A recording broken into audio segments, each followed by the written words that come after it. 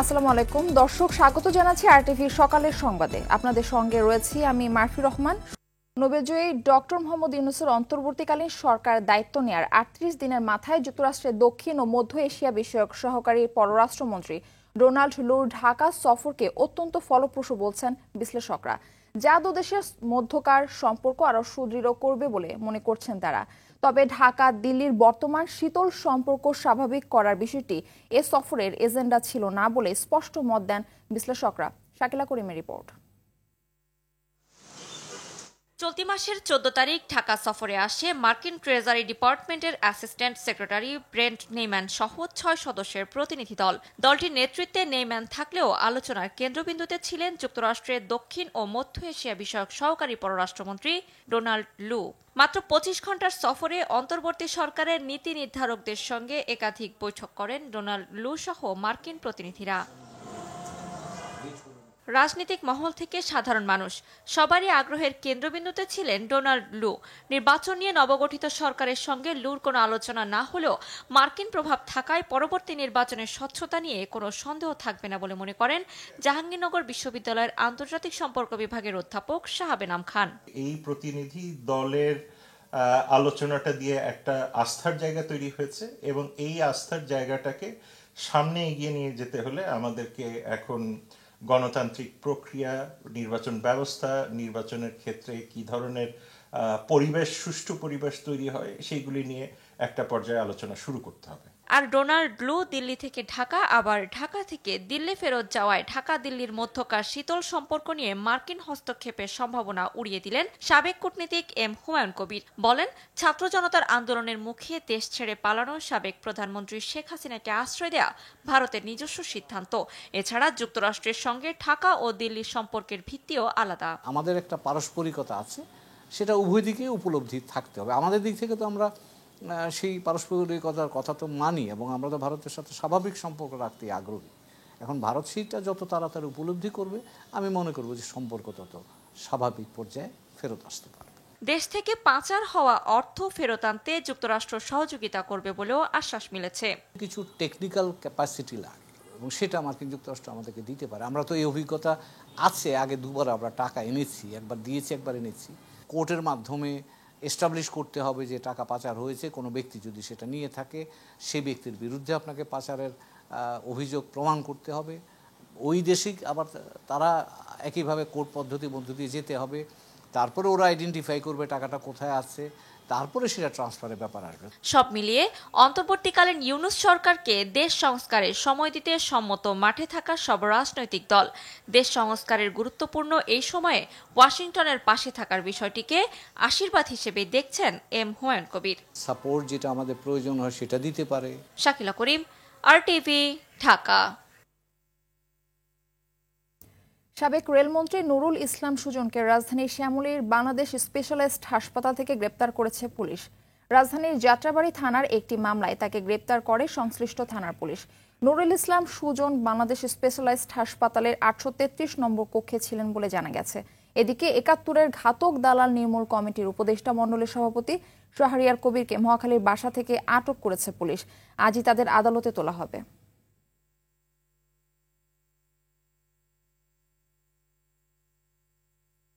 এদিকে সাংবাদিক মোজাম্মেল বাবু ও শ্যামল দত্ত সহ ৪ জনকে আজ ঢাকার সিএমএম আদালতে তোলা হবে। এর আগে তাদের ঢাকা ডিবিতে হস্তান্তর করেছে ময়মনসিংহ পুলিশ।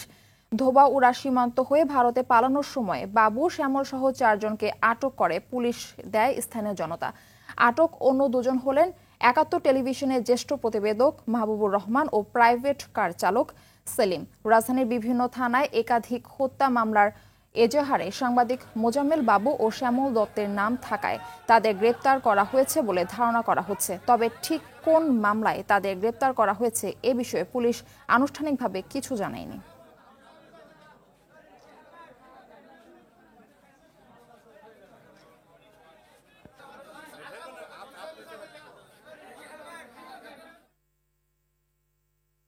বন্যার পানি নেমে গেছে, কিন্তু যেদিকেই চোখ যাচ্ছে শুধুই দেখা যাচ্ছে ক্ষয়ক্ষতির চিহ্ন।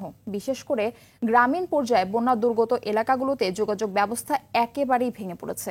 চলমান বন্যায় কুমিল্লার 17 উপজেলার 926 কিলোমিটার গ্রামীণ সড়ক এবং 27টি ব্রিজ কালভার্ট বিধ্বস্ত হয়ে গেছে। পানি নেমে যাওয়ার সাথে সাথে শুধুই দৃশ্যমান হচ্ছে ক্ষয় চিহ্ন। কুমিল্লা থেকে আবুল খায়েরের পাঠানো প্রতিবেদন জানাচ্ছেন নুসরাত জাহান সিনথি।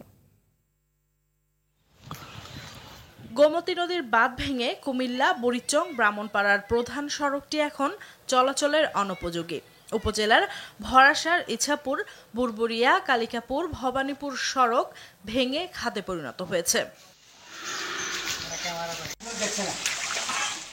শুধু তাই নয়, ঢলের পানিতে বিলীন হয়ে গেছে এখানকার বেশিরভাগ গ্রামীণ সড়ক। বাকি সড়কগুলোতেও বড় বড় খানাখন্দ সৃষ্টি হয়, যান চলাচল কঠিন হয়ে পড়েছে। বুরবুরিয়া ফুল থেকে বেরা আর এদিকটা এই এরিয়া কিন্তু আমাদের এই এলাকার এরিয়াটা, কিন্তু এদিক দিয়ে পুরো রাস্তা ভেঙে গেছে। নানুর বাজার যাওয়ার যে প্রধান রাস্তা, এই রাস্তার এমন বেহাল দশা হয়েছে যে এই রাস্তা দিয়ে হেঁটে যাওয়াটাই অসম্ভব হয়ে গেছে। রাস্তা দিয়ে যে গাড়ি চলবো এরকম কোনো অবস্থাই নেই। এসব সড়ক দ্রুত সংস্কারের উদ্যোগ না নিলে দুর্গত এলাকার মানুষের পুনর্বাসন ব্যবস্থা দীর্ঘায়িত হওয়ার আশঙ্কা করছে ভুক্তভোগীরা। ঘরের ভিতরে পুষ্করের মতো গাত হয়ে গেছে। এমন ভাবে ধ্বংসস্ত হয়েছে, চলাচল বা যোগাযোগের ব্যবস্থা খুব খারাপ অবস্থা। এখানে যাতে ইট কংক্রিট ফাড়াইয়া যাতে মানুষ সাধারণত ব্যবস্থা করে। প্রশাসনের প্রাথমিক পর্যবেক্ষণে দেখা গেছে চলমান বন্যায় গোটা জেলার 962 কিলোমিটার সড়ক বিধ্বস্তের পাশাপাশি ভেঙে গেছে 27টি ব্রিজ কালভার্ট। এগুলো পানি শুকানোর সাথে সাথে আমাদের টিম দ্বারা মেরামতের চেষ্টা করছি। পুরোপুরি শুকিয়ে গেলে ক্ষয়ক্ষতি পরিমাণটা নির্ভর করা সম্ভব হবে। এই অবস্থায় দ্রুত প্রয়োজনীয় ব্যবস্থা নেওয়ার দাবি ভুক্তভোগীদের। নুসরাত জাহান সিনথি, RTV। নোয়াখালীতে বন্যার পানি স্থায়ী জলাবদ্ধতার রূপ নিয়েছে।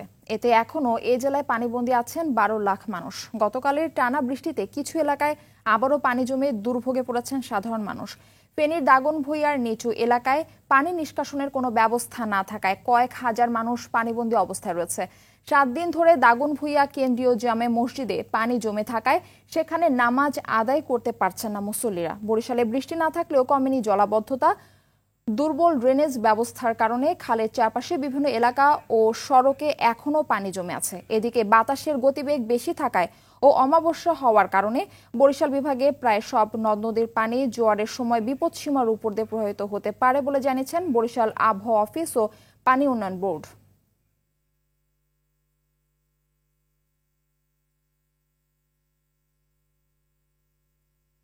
দর্শক, জলাবদ্ধতার বিষয়ে বিস্তারিত জানাতে নোয়াখালী থেকে আমাদের সঙ্গে সরাসরি যুক্ত হচ্ছেন সহকর্মী গিয়াসউদ্দিন রনি। রনি, সংবাদে যেরকমটা বলছিলাম যে নোয়াখালীতে বন্যার পানি স্থায়ী জলাবদ্ধতার রূপ নিয়েছে, তো বন্যার পানি কেন কমছে না, এ নিয়ে সাধারণ মানুষের দুর্ভোগের বিষয়ে কি জানতে পেরেছেন জানাবেন।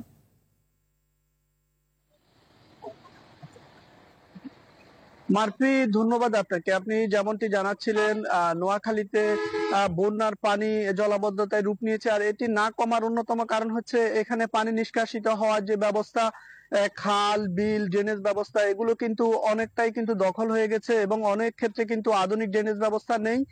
এজন্য কিন্তু এখানকার পানি নামছে খুবই ধীর গতিতে। আর এছাড়া স্থানীয়দের যে অভিযোগ যে এখানকার বড় বড় যে খালগুলো রয়েছে সেগুলো যে পানি উন্নয়ন বোর্ড এবং বিভিন্ন সংশ্লিষ্ট কর্তৃপক্ষ এগুলো ঠিকাদারি কাজের মাধ্যমে যে পরিষ্কার করেছিল, সেখানে অনেক অনিয়ম দুর্নীতি হয়েছে। এজন্য সেই খালগুলো কিন্তু ঠিকভাবে পরিষ্কার করা হয়নি, আর এই জন্যই কিন্তু এখানে জলাবদ্ধতার পানি নামছে ধীর গতিতে। এছাড়াও যেটা আমরা স্থানীয়দের মাধ্যমে জানতে পেরেছি যে এখানকার নোয়াখালীর যে জায়গাটা, এটি কিন্তু সমতল আর এখানকার মাটি হচ্ছে নরম, এজন্য কিন্তু এখানকার পানি কিন্তু নামছে খুবই ধীর গতিতে। এছাড়া এখানকার বন্যায় মানুষের যে পরবর্তী যে জলাবদ্ধতা সৃষ্টি হয়েছে এবং এটি স্থায়ী রূপ নেওয়ায় কিন্তু এখানকার মানুষ কিন্তু ভীষণ দুর্ভোগে ভুগছে এবং যেন দুর্ভোগ তাদের সাথে একবারে জীবনের সাথে গেঁথে গেছে। যেমন এখন আশ্রয়ণ কেন্দ্রে এখনো প্রায় 40,000-এর মতো মানুষ আছে, কিন্তু বিদ্যালয় খুলবে, যে বিদ্যালয় খুললে তারা কিন্তু এখান থেকে বাড়ি ফিরতে হবে, কিন্তু অনেকের বাড়ি ফেরার মতো অবস্থাও নেই। তাদের যে কাঁচা বিটে এবং মেঝে এগুলো কিন্তু একেবারেই ধ্বংসস্তূপে পরিণত হয়েছে। অন্যদিকে বিদ্যালয় খোলার তাড়া রয়েছে, তাহলে তাদের বাড়ি ফেরারও অবস্থা নেই। এই জন্য তাদের ভিতরে কিন্তু মানসিক উৎকণ্ঠা সৃষ্টি হয়েছে। অপরদিকে আপনাদের জানিয়ে রাখি, এখানকার যে সাধারণ মানুষের যে দাবি তা হচ্ছে বর্তমান সরকার যেন এখানকার পানি নিষ্কাশিত হওয়ার ব্যাপারে যুগ উপযোগী একটা ব্যবস্থা নেই। সেটি তারা সংশ্লিষ্ট কর্তৃপক্ষের কাছে তারা আবেদন জানিয়েছে। মার্ফি, ছিল আমার কাছে নোয়াখালীর জলবদ্ধতা পরিস্থিতি নিয়ে সর্বশেষ। ধন্যবাদ আপনাকে। বরিশালের বাজারে আমদানি কম হওয়ার অজুহাতে চড়া দামে বিক্রি করা হচ্ছে মাছ, মাংস সহ সব নিত্য প্রয়োজনীয় পণ্য। এতে বাজার করতে এসে হিমশিম খাচ্ছেন নিম্ন আয়ের সাধারণ মানুষ। বাজারে সোনালী মুরগি সহ মাছের দাম কেজি প্রতি 50 থেকে 100 টাকা হারে বৃদ্ধি পেয়েছে। ইলিশ মাছের আমদানি থাকলেও এসব মাছ বিক্রি হচ্ছে 1600 থেকে 1700 টাকায়। বেড়েছে শাক সবজি, কাঁচামরিচ ও চালের দাম। বাজারে ডিমের দাম হালি প্রতি 4 টাকা বেড়েছে। ব্যবসায়ীরা বলছেন আমদানি কম হওয়ার কারণেই দাম বৃদ্ধি পেয়েছে।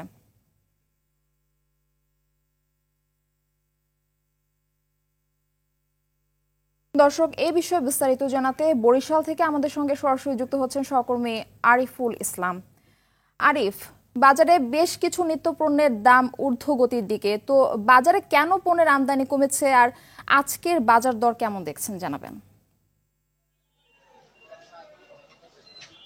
ধন্যবাদ আপনাকে।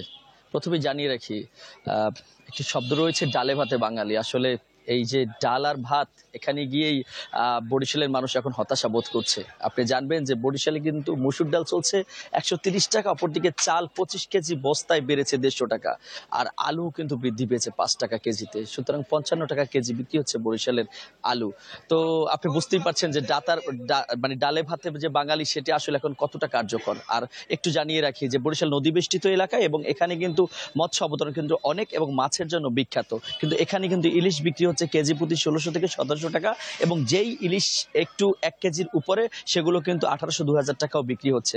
তো এই হচ্ছে যে বরিশালের বর্তমান অবস্থা। শাকসবজির যে বিষয়টি একটু আপনাকে জানিয়ে রাখি যে বরিশালে কিন্তু শাকসবজি উৎপাদন হয়, কিন্তু তারপরেও এখানে দিনে দিনে কিন্তু বৃদ্ধি পাচ্ছে। ডিম, আমি ইতিমধ্যে ডিমের আড়তে কথা বলেছিলাম, তারা বলছেন যে কেন্দ্রীয়ভাবে ঘোষণা এসেছে যে ডিমের দাম কমাতে হবে, কিন্তু আসলে তারা এখন পর্যন্ত কম দামে কিনতে পারতেছে না, ফলে তারা বিক্রিও কম হয়নি। অপরদিকে আমি কথা বলেছিলাম ব্রয়লার মুরগির দোকানে, তিনি আমাদেরকে জানিয়েছেন যে শুক্রবার 165 টাকা কেজি বিক্রি করলেও আজকে কিন্তু 185 টাকা কেজি বিক্রি হচ্ছে শুধুমাত্র ব্রয়লার মুরগি। তো কি কারণে বৃদ্ধি পেয়েছে সেটি তারা নির্দিষ্ট আকারে বলতে না পারলেও, তবে খাসির মাংসের দোকানি বলেছেন যে 1100 টাকা, গত সপ্তাহে 1000 টাকা এবং এই সপ্তাহে 1100 টাকা বিক্রি হচ্ছে, যেহেতু সামনে পুজো হিন্দু ধর্মাবলম্বীদের, সুতরাং সেখানে খাসির চাহিদা অনেক বৃদ্ধি পেতে পারে, এই কারণে অনেকেই খাসি ছাড়ছে না। তো গরুর মাংসের কেজি কিন্তু অপরিবর্তিত রয়েছে 750 থেকে 850 টাকা। এছাড়া অন্যান্য দ্রব্য সামগ্রী যেগুলো রয়েছে সেগুলো ঊর্ধ্বগতি রয়েছে, কোনো মালের দাম এখন পর্যন্ত কমেনি, এমনটি আমরা তথ্য পেয়েছি। মারফি, বরিশাল থেকে এই ছিল এখন পর্যন্ত আমার কাছে। ধন্যবাদ আপনাকে।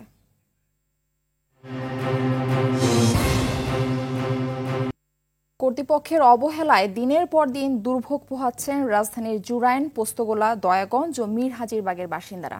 সংস্কারের অভাবে এলাকার প্রতিটি রাস্তা যেন পরিণত হয়েছে মৃত্যুকূপে।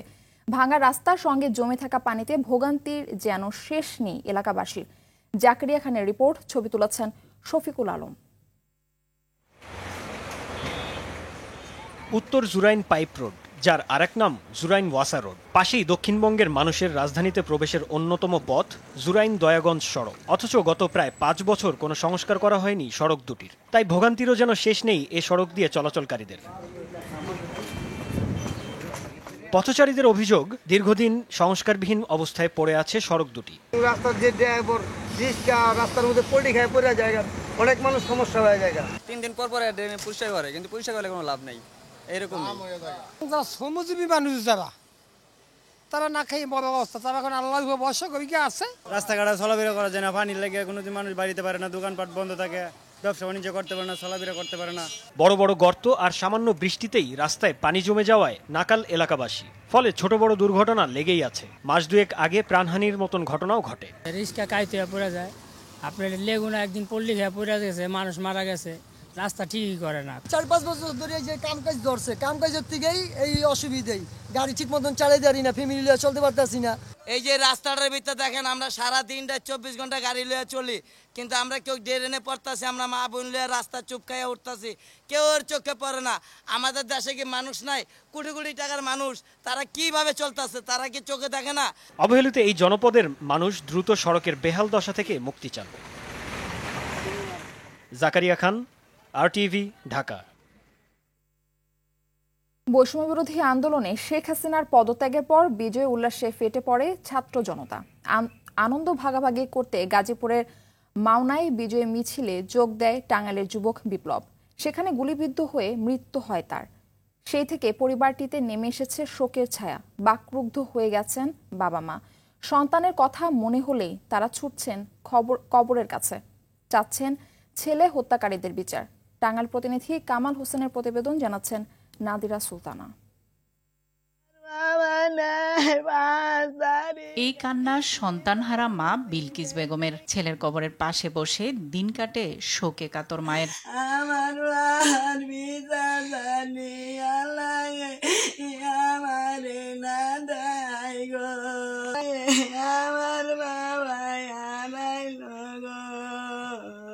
টাঙ্গাইলের ধনবাড়ী উপজেলার কদমতলী গ্রামের কৃষক আব্দুল খালেক ও বিলকিস দম্পতির ছেলে বিপ্লব সংসারে অভাব থাকায় পঞ্চম শ্রেণী পর্যন্ত পড়াশোনা করে কাজের সন্ধানে মাওনায় চলে আসেন। সেখানে মামার বাসায় থেকে কাজ করতেন। গত 5 আগস্ট শেখ হাসিনার পতনের পর গাজীপুরের মাওনায় আনন্দ মিছিলে যোগ দেন বিপ্লব। সেখানে গুলিবিদ্ধ হয়ে মৃত্যু হয় তার। একমাত্র উপার্জনক্ষম ব্যক্তিকে হারিয়ে শোকে স্তব্ধ পুরো পরিবার। 5 তারিখে সে বিজয় মিছিলে গেছিল, যাওয়ার পরে গুলি নাকছে। গুলি নাগার পরে ওই রাস্তাতেই তখনই মারা যায়। বড় ছেলেটাই মারা গেছে, তাকে চলার খুব কষ্ট, অনেক কষ্ট। যে সরকার নামছে হে জুলে করে দেহে। বিপ্লবের পরিবারকে সান্ত্বনা দেওয়ার পাশাপাশি হত্যাকারীর বিচারও চেয়েছেন এলাকাবাসী। এদের পরিবারের যে চলার মতো হয় এটা কোনো নাই। এদের সরকার যদি একটু সহযোগিতা করতো, বিপ্লবকে যে গুলি করে থাকুক এর সূক্ষ্ম বিচার চাই আমরা। গুলি নাইকা মারা গেছে, আমরা এর মনে করুন এর সূক্ষ্ম বিচার চাই। দ্রুত বিচার নিশ্চিত পরিবারটিকে আর্থিক সহায়তা করবে অন্তর্বর্তী সরকার, এমন প্রত্যাশা সবার। নাদিরা সুলতানা, RTV। বায়ুমণ্ডলের ক্ষতিকারক গ্যাসের ব্যবহার ও নিঃসরণ কমাতে শোভাযাত্রা করেছে পরিবেশ, বন ও জলবায়ু পরিবর্তন মন্ত্রণালয়। সকালে 20 ওজন দিবস 2024 উপলক্ষে শাহবাগ থেকে শুরু হয়ে TSC হয়ে আবার শাহবাগে এসে শেষ হয় শোভাযাত্রাটি। ওজন দিবসের এবারে প্রতিপাদ্য করব ওজন স্তর সংরক্ষণ, রাখব জলবায়ু পরিবর্তন। মূলত বায়ুমণ্ডলের কার্বন এবং ব্রোমিন অণু ওজন স্তরের সংস্পর্শে এলে ক্ষয় ঘটে। ওজন স্তর হ্রাস হলে বায়ুমণ্ডলে উপস্থিত ওজন স্তরকে পাতলা করে দিয়ে জলবায়ু পরিবর্তনকে আরও ত্বরান্বিত করে।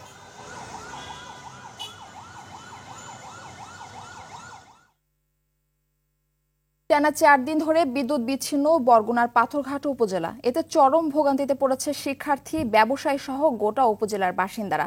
ব্যাহত হচ্ছে উপজেলার স্বাস্থ্য কমপ্লেক্সের স্বাস্থ্যসেবা। বিদ্যুৎ না থাকায় বরফ সংকটে সাগরে মাছ শিকারে যেতে পারছে না জেলেরা। পাথরঘাটা থেকে তৌহিদুল ইসলাম শুভর তথ্যচিত্রে বিস্তারিত জানাচ্ছেন জুবায়ের রাজিন। গেল 11 সেপ্টেম্বর থেকে বিদ্যুৎ নেই বরগুনার পাথরঘাটায়। এতে চরম ভোগান্তিতে উপজেলার 7টি ইউনিয়ন ও একটি পৌরসভার প্রায় 2.5 লাখ মানুষ। তীব্র গরমে অতিষ্ঠ স্থানীয়রা। তাদের অভিযোগ, কোনো নোটিশ ছাড়াই দিনের পর দিন বিদ্যুৎ সংযোগ বন্ধ রাখে পল্লী বিদ্যুৎ সমিতি। বিদ্যুৎ না থাকায় বন্ধ রয়েছে মৎস্য অবতরণ কেন্দ্র, পাথরঘাটার বরফ উৎপাদন। এতে বরফ সংকটে সাগরে মাছ শিকারে যেতে পারছেন না জেলেরা। এই অবস্থা যদি হয় পাথরঘাটা মানুষ কেমনে বাঁচবে? বর্তমানে যে পরিস্থিতি আছে, আমরা বরফ লই জায়গা আগে দিতেছি না, আনতে বই রইছি, লস খাইতেছি। কোনো বরফ মিলে বরফ তৈরি করতে পারতেছে না এবং জেলেরা যে নদীতে যাবে, যাওয়ার কোনো পরিস্থিতি নেই। এদিকে উপজেলা স্বাস্থ্য কমপ্লেক্সে চিকিৎসা নিতে এসে চরম ভোগান্তিতে পড়েছে রোগীরা। হাসপাতালে নেই জেনারেটরের ব্যবস্থাও। এতে ব্যাহত হচ্ছে চিকিৎসা সেবা। জেনারেটর নাই, পানি উঠে কোন কায়দা নাই, বাতি নাই। সকালে যাইতে নেই, বাথরুমে যাওয়া যায় না। চিকিৎসা ব্যাহত, তারপরে ইনডোরের রোগীর সেবা কাজ ব্যাহত, আউটডোরে চিকিৎসা দেওয়া হচ্ছে না। আমাদের হসপিটালে যেমন রোগীদের পানি দিতে হয়, পানি সাপ্লাই দিতে হয়, পানি সাপ্লাই দেওয়ার সমস্যা হচ্ছে। তবে উপজেলা নির্বাহী কর্মকর্তা জানান, বিদ্যুৎ সরবরাহ স্বাভাবিক করতে সংশ্লিষ্ট সমিতির ঊর্ধ্বতনদের সাথে যোগাযোগ করছেন তারা। তো আমরা ইতিমধ্যে দাবি জানিয়েছি, সমন্বয় সভা সহ বিভিন্ন জায়গায় দাবি জানিয়েছি যে যেন হলো অন্তপক্ষে পাথরঘাটায় একটা স্টেশন যাতে দেওয়া হয়, যে স্টেশনে পাওয়ার স্টেশনের মাধ্যমে যাতে এখানে বিদ্যুৎ সাপ্লাই করা হয়। মৎস্য শিল্পের জন্য এই এলাকা পরিচিত। এই 4 দিন ধরে কিন্তু মৎস্য শিল্পের একেবারে ধস। এ বিষয়ে জানতে পাথরঘাটা পল্লী বিদ্যুৎ সমিতিতে গিয়ে কোনো কর্মকর্তা কর্মচারীদের পাওয়া যায়নি। জুবায়ের রাজিন, RTV। ইউটিউব দেখে সৌদি খেজুর চাষ করে স্বাবলম্বী জয়পুরহাটের সাইফুল ইসলাম।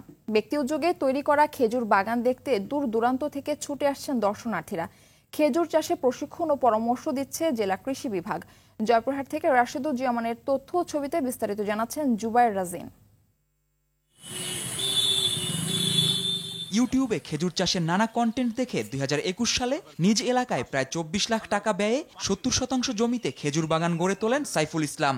তার বাগানে রয়েছে আজোয়া, মরিয়ম, আম্বারা সহ 10 প্রজাতির 450টি খেজুরের গাছ। এরই মধ্যে বাগানে বেশিরভাগ গাছেই খেজুর ধরা শুরু হয়েছে। এছাড়াও চারা বিক্রি করে ভালো আয়ও করছেন তিনি। যদিও প্রথম শুরু করেছিলাম তখন এলাকার লোক আমাকে বিভিন্নভাবে কটূক্তি করতে শুরু করে।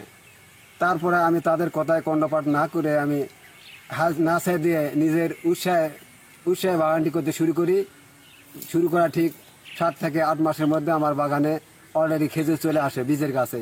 খেজুর চাষে তার এই সফলতা দেখে বাগান গড়তে উদ্বুদ্ধ হচ্ছে এলাকার অনেকেই।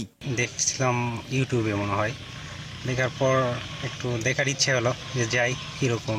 সেই খেজুর পেরে আমি খেয়ে দেখলাম, খুব মিষ্টি। এখান থেকে টাটকা খেজুর আমরা খেতে পারবো। কেমিক্যাল ছাড়া এই খেজুরটা আমরা বাজারে বিক্রি করতে পারবো এবং আমরা খেতেও পারবো। এখান থেকে অনুপ্রাণিত হয়ে আমরা ভবিষ্যতে আমারও কিছু জমি আছে, এখানে চাষাবাদ করব।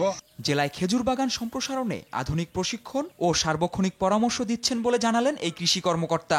আমরা তার বাগানের সার্বিক সহযোগিতা করছি এবং পরামর্শ দিচ্ছি এবং পাশাপাশি আমরা পর্যবেক্ষণ করছি যে আরবীয় খেজুর এই তার বাগানে উৎপাদন করে লাভজনক হয় কিনা। যদি আমরা আশানুরূপ ফল পাই তাহলে আমরা এই আরবীয় খেজুর আমাদের পুরো উপজেলায় চাষাবাদের সম্প্রসারণের জন্য ব্যবস্থা গ্রহণ করব। আধুনিক প্রশিক্ষণ ও পরামর্শ দিয়ে সাইফুলের মতো উদ্যোক্তাদের সহযোগিতায় প্রশাসন এগিয়ে আসবে এমন প্রত্যাশা সংশ্লিষ্টদের। জুবায়ের রাজিন, RTV।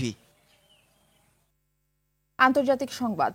দশকের সবচেয়ে ভয়াবহ বন্যার কবলে বিপর্যস্ত মধ্য ইউরোপের 6 দেশ। প্রবল বর্ষণে সৃষ্ট পাহাড়ি ঢল ও বন্যায় গেল কয়েকদিনে হাঙ্গেরি, পোল্যান্ড, চেক রিপাবলিকান এবং অস্ট্রিয়ায় 17 জন প্রাণ হারিয়েছেন। বন্যায় ডুবেছে লোকবসতি, সরকারি বেসরকারি স্থাপনা, ভেঙে পড়েছে সেতু, বিকল হয়ে পড়েছে সড়ক যোগাযোগ, হাজার হাজার ঘরবাড়ি বিদ্যুৎহীন হয়ে পড়েছে।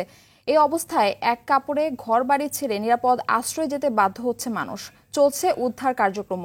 দানিউব নদীর পানি বেড়ে যাওয়ায় ব্যাপক ঝুঁকিতে রয়েছে স্লোভাকিয়ার রাজধানী ব্রাটিস্লাভা ও হাঙ্গেরির রাজধানী বুদাপেস্ট। জনদুর্ভোগ লাঘবে কর্মতৎপরতা পরিচালনা করছে দেশগুলোর দায়িত্বপ্রাপ্ত কর্মকর্তারা।